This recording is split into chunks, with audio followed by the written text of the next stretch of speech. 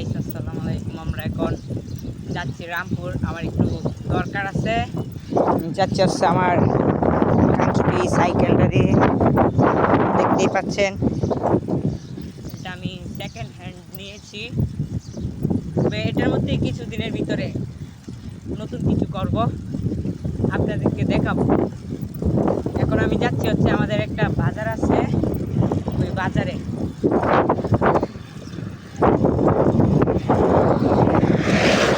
বাজারটার নাম হচ্ছে রামপুর বাজার। এই আমাদের বাসা থেকে 5 কিলোমিটার সাইকেলিং করলে ওই বাজারে যাওয়া যায়। ওই বাজারে অনেক পুরাতন সাইকেলও পাওয়া যায়। আচ্ছা, আপনাদেরকে রাস্তাটা দেখাই, আপনারা আসলে আসতে পারেন। আমরা এখন আসছি হচ্ছে চন্দনকান্দি ইটকলা।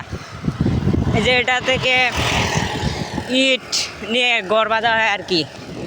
এই যে ইটকলা আমাদের মধুপুরের বিখ্যাত ইটকলা আর কি, নেত্রকোনা জেলার মধ্যে। ভালো, অনেক দূর থেকে মানুষ আসে আর কি এখানে।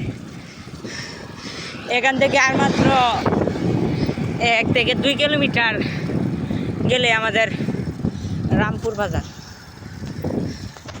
আমরা যাই।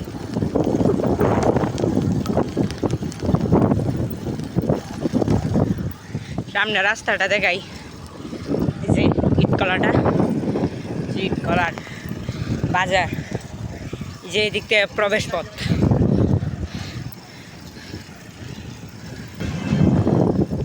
আমি বাজারে যাচ্ছি হচ্ছে আমার জুতা স্টেপ আর কি, এটাকে বাংলায় জুতা বলে।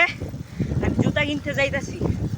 এখন আমাদের কাছের বাজার হচ্ছে এটা, আর না হইলে যাইতে হবে বেলপুরাড়ি বাজার। আর যদি ভালো মানের জুতা কিনতে হয় তাহলে আমাদের যেতে হবে নেত্রকোনা। নেত্রকোনা যাওয়া আমার সম্ভব না, কারণ পড়াশোনার যে হালে চাপ করছে।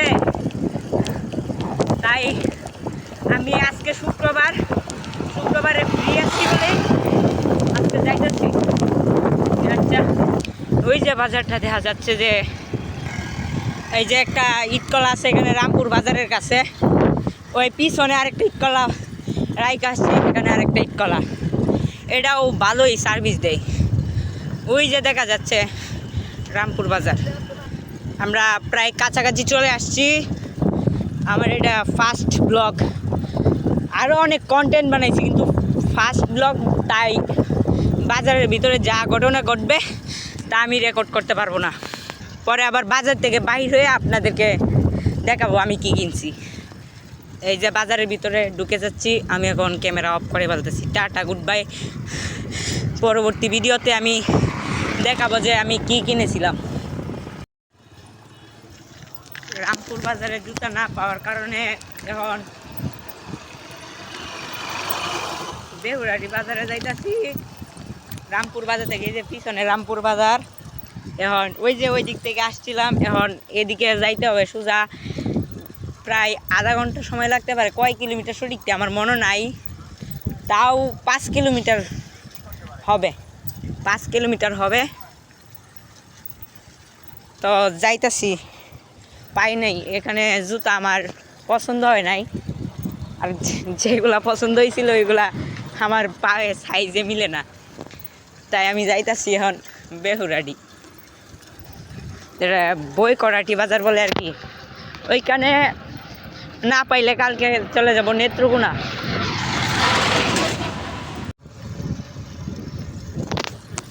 আমরা প্রায় বেহুরাডির কাছাকাছি চলে আসছি।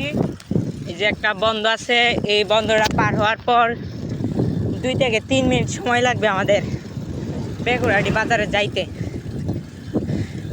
যে কাছাকাছি চলে আসছি।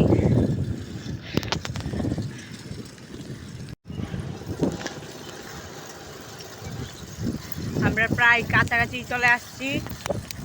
বড়জোড়ার 2 থেকে 3 মিনিটও সময় বেশিক্ষণ লাগবে না।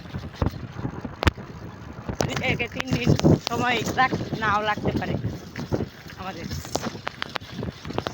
চলে আসছি, ওই যে দেখা যাইতেছে, ওই যে বাজারের কাছে চলে আসছি। আপনাদেরকে তো আগেই বলছি যে আমার বাজারের ভিতরে সাইকেল চালাইলে শরম করে, তাই আমি ক্যামেরা অফ করে ফেলতেছি আর কি। ওই যে বাজার দেখা যাইতেছে, এখান থেকেই ওই যে বাজার দেখা যায়। আমি না ধরে সাইকেল চালাইতেছি আর কি, রাইডিং করতেছি। অনেক কষ্ট হয়েছে, প্রায় 20 মিনিটের মতো রাইড করা হয়েছে। 20 মিনিট হবে না, 15 থেকে 16 মিনিট রাইড করা হয়েছে। আচ্ছা, পরবর্তী স্টেপে আমরা যাই। গাইস দেখেন শরীরের যে অবস্থা হয়েছে, ওই যে গেছিলাম জুতা পাইলাম না, কালকে সকালে নেত্রকোনা যাইতে হইব, যে একটা ভাঙ্গা ব্রিজ। এখন গ্রামীণ রাস্তা দিয়ে আসেন, আমার শরীরের যে অবস্থা হয়েছে এটা বলে বোঝানোর মতো না। আজকের ব্লগটা এখানে আমি শেষ করতে চাইতেছি। যদি কালকে আল্লাহ বাঁচায় রাখে, কিংবা প্রভু আমার মহান আল্লাহ তাআলা যদি বাঁচায় রাখে, তাহলে কালকে যদি নেত্রকোনা যাই, আমি চেষ্টা করব নেত্রকোনা যাওয়ার একটা ব্লগ দেওয়ার জন্য। আমার এই যে এটার ভিতরে আমার ফোনটা ছিল, এখন ওইটা থেকে বার করিয়া যে আমার ঘড়িটা আছে, স্মার্ট ওয়াচটা ওইটার ভিতরে আছে। আর আমার শরীরের যা অবস্থা হয়েছে তো দেখাই যাইতেছে, আপনাদেরকে আর বলার কিছু নাই। আসসালামু আলাইকুম সবাই।